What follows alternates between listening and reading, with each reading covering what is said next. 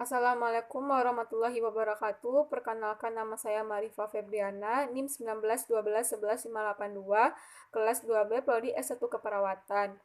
Di sini saya akan menginterview tentang HIV dan AIDS. Pengertian HIV atau AIDS adalah virus yang menyerang sistem kekebalan tubuh yang selanjutnya melemahkan kemampuan tubuh melawan infeksi pada penyakit. Gejala-gejala HIV atau AIDS.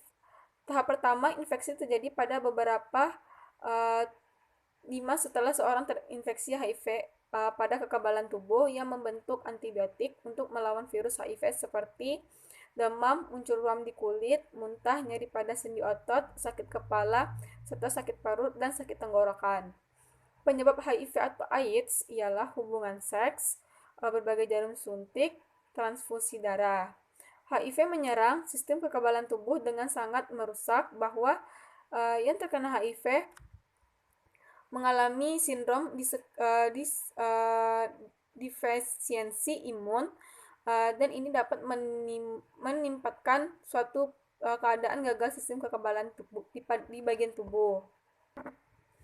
Nah, dari beberapa video yang saya tonton tadi, saya menyimpulkan bahwa uh, ada kasus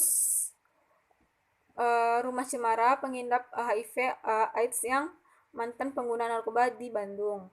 Dapat disimpulkan bahwa orang yang bisa terikat dengan jarum suntik narkoba itu sangat berpengaruh besar dengan orang di sekelilingnya, sehingga bisa menularkan HIV melalui jarum suntik yang dia gunakan.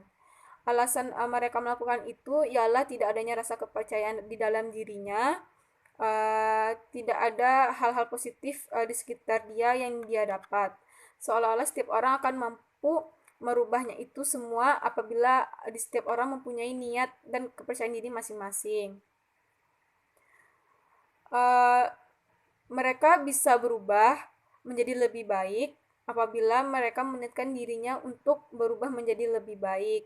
Dengan adanya rehabilitas pada Rumah Cemara, tujuannya rehabilitas ialah di mana menyediakan tempat aman dan nyaman bagi pengguna narkoba atau jarum suntik bagi mereka. Salah satunya itu tujuan rehabilitas ialah membantu mantan si pengguna narkoba ini untuk menjadi hal lebih positif, dengan adanya memotivasi dirinya menjadi lebih positif dengan adanya kegiatan-kegiatan yang bisa menyibukkan dia untuk tidak mengingatkan atau menggunakan narkoba tersebut, dan merubah pola hidupnya menjadi lebih baik, contohnya seperti olahraga. Nah, selanjutnya yaitu pada kasus ibu rumah tangga yang terpapar atau tertular HIV atau AIDS oleh mantan suaminya yang telah meninggal. Nah, dari video yang saya tonton, saya menyimpulkan bahwa kasus tersebut ialah di mana ibu itu tidak menyadarkan dirinya terkena HIV atau AIDS dan tidak menyangka. Setelah seminggu setelah suaminya meninggal, ibu tersebut badannya merasa lemas, capek, tidak ada tenaga, dan setelah dilakukan pemeriksaan di rumah sakit, ternyata ibu itu positif HIV atau AIDS. Nah, di sini saya menyimpulkan bahwa HIV atau AIDS bisa menular dengan orang di sekitar kita. Setelah ibu tersebut mendengarkan dirinya bahwa dirinya positif HIV atau AIDS, hilangnya rasa kepercayaan di dalam diri ibu, hilangnya rasa motivasi hidup, dan ibu rumah tangga tersebut berpikir bahwa hidupnya tidak lama lagi. Ternyata dengan adanya orang di sekelilingnya memberi hal-hal positif kepada dia, ibu tersebut akhirnya bangkit dan berusaha untuk menjadi lebih baik dan merubah prinsipnya menjadi. Dan ibu tersebut berusaha untuk bangkit karena ada anaknya yang akan dia besarkan. Setelah itu ibu itu mengonsumsi bentuk vitamin dengan rutin dan dengan penuh kepercayaan dan semangat hidup. Akhirnya ibu tersebut bisa sembuh. Setelah beberapa dia lakukan semuanya dengan sabar, dengan adanya kepercayaan dirinya, akhirnya ibu tersebut bisa menghilangkan pikiran negatifnya dahulu. HIV ini bisa dapat ditularkan dengan orang di sekeliling kita. Pada umumnya akan mudah tertular pada pegawai atau pekerja, dan umumnya juga bisa didapatkan oleh ibu rumah tangga. HIV ini berbagai macam cara penularannya, yaitu cara penularannya seperti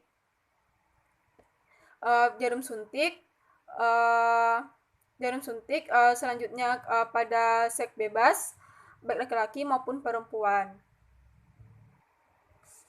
Antisipasi kita untuk agar tidak tertularnya HIV atau AIDS ini, yang pertama itu menjaga pola hidup sehat, tidak melakukan seks bebas atau menggunakan jarum suntik atau obat-obatan yang lain. Selanjutnya yaitu waspada dengan orang di sekeliling kita. Apabila ada orang terkena terpapar HIV atau AIDS, sebaiknya kita untuk menjaga jarak atau menjauhinya agar tidak tertular dengan HIV atau AIDS. Dari video yang saya tonton tersebut, saya dapat menyimpulkan bahwa karena adanya penyakit HIV atau AIDS ini bisa mematahkan semangat hidup seseorang karena penyakit yang dideritanya. Mereka berpikir bahwa penyakit HIV atau AIDS ini akan berujung dengan kematian, tetapi tidak semua orang akan mendapatkan pemikiran negatif tersebut.